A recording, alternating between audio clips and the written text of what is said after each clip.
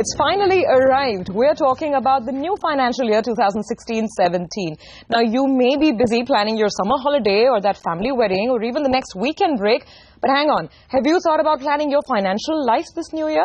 Start early, start right. That's our theme on this week's edition of Money, Money, Money. And to help you take charge of your financial life, my guest on the show today is KARTIK'S of Transcend Consulting. Kartik, great to have you on the show. Thank you. And thank you for coming in. Why should someone look at, complicated stuff like money and finance in April? It's actually funny. What happens is in March, everybody's really busy.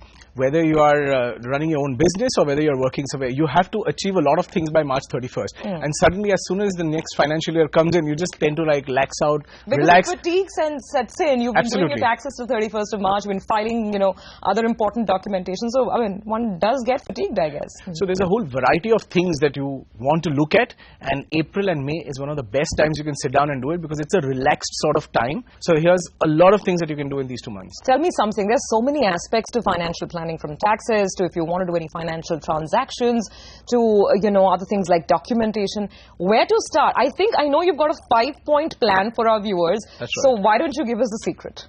So this is like a 5-point simple guru mantra, if you like. Okay. So you start looking at your financial goals. You look at your investments. Third, you start looking at your risk management. Very important because that changes all the time. The fourth thing that you look at is make a timetable for yourself. And the fifth thing is you start doing your tax planning, which in that sequence, if you just order and do the things in this particular fashion, you'd be far better advantageous position than what you would be into next March or February of the subsequent year. So let's start with goal setting. What all should you keep in mind, and which are the goals that you need to ideally set out somewhere in April and May? It's always nice to, in April, download the statement of the last year and see how our life panned out. So what do we now do in terms of what is coming into us in terms of interest income or any other income, and of course our business or salaried income. Once that is done, you know your budgets. Once you know your budgets, then you make your investment plan. We always say that, try and do about 30% or 40% or 20%, depending on what suits you, that much of an investment budget. You do that point. Start looking at the financial goals. Then look at, you wanted to buy a car, you were thinking about it, for example. You wanted to refurbish your house.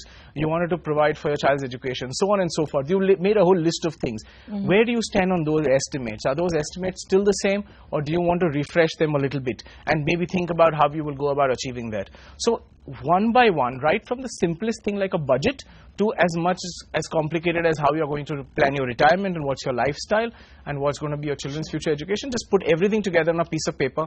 When do you need it? How much do you need it? Compare it with last year. Now, as far as inflow is concerned, it's easy for salaried individuals to be doing that because they have a very clear idea about the sort of income they'll generate in the next 1 year. How should those who are self-employed or are running small businesses or are, professionals, how should they approach this? Because they don't have a very clear idea about their total income for the year. Oh, absolutely. They don't have a very clear idea about their income, but they have a very clear idea about their expenditure. Yes.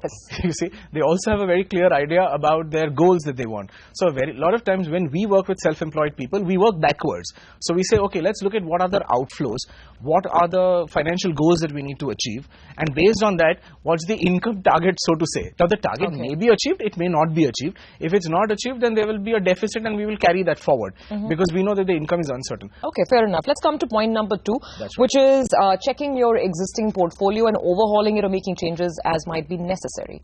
Absolutely. So a thumb rule that you could follow is any financial goal which is beyond 5 years, you can go into equities. Okay. Right?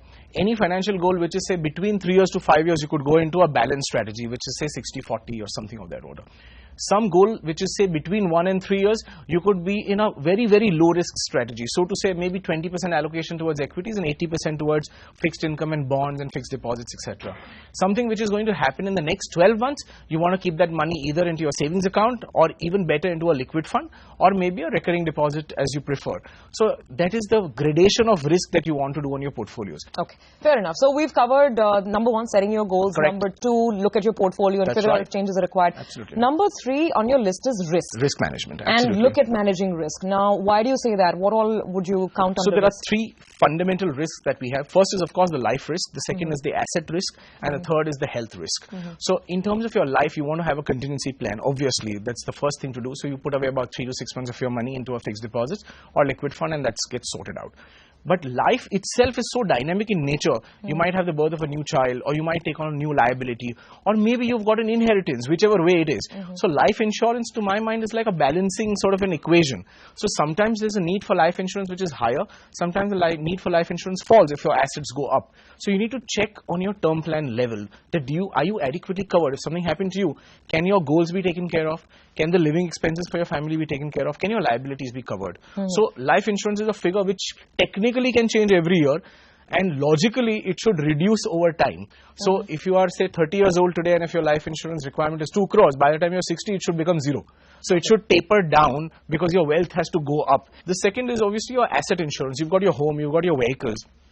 Assess them. We are in a competitive market. You might get a better quote from another company. You might get a better coverage from another company. And with portability coming in, it's so much more easier to move between companies, and there's no problem. You can actually carry your bonuses and benefits to the next company.